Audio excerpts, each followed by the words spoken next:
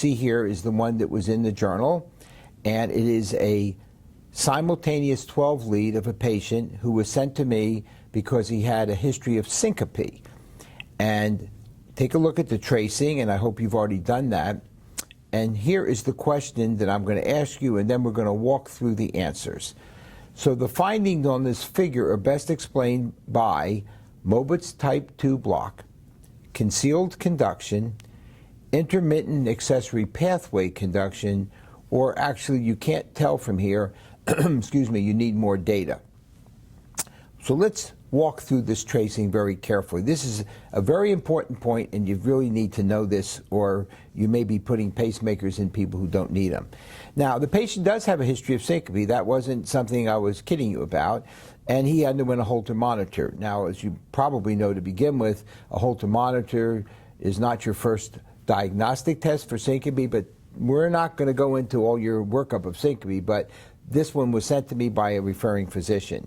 Now, the interesting thing here is it does look like Mobitz 2, and frankly, you'd have to call it Mobitz 2 up to this point of the tracing. So if you look at AVF as just a nice example in the middle, there is a constant PP interval, okay?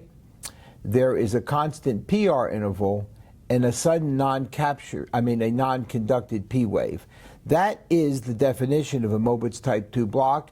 In a left bundle, you would figure this is probably intermittent block below the His bundle. And frankly, if that's all I had, I might feel the same way, but there are other data on the slide that you need to know about.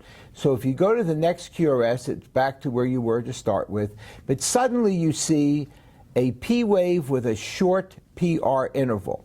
For those of you who picked intermittent pre-excitation, that's wrong. And the reason that's wrong is the QRS that you're seeing is identical to all the other QRSs. So this isn't really a sudden appearance of a new QRS or a delta wave. This is a junctional beat. So now you have to ask yourself, aha, I've got what appears to be like Mobitz 2, correct? No argument there. I now have a manifest junctional beat. So I know this patient is having junctional complexes. So why couldn't they have a junctional complex that I couldn't see, but comes at a critical timing to block the conduction of the ongoing P wave? So indeed, if that happened, it would be really concealed conduction, a His extrasystole with concealed conduction.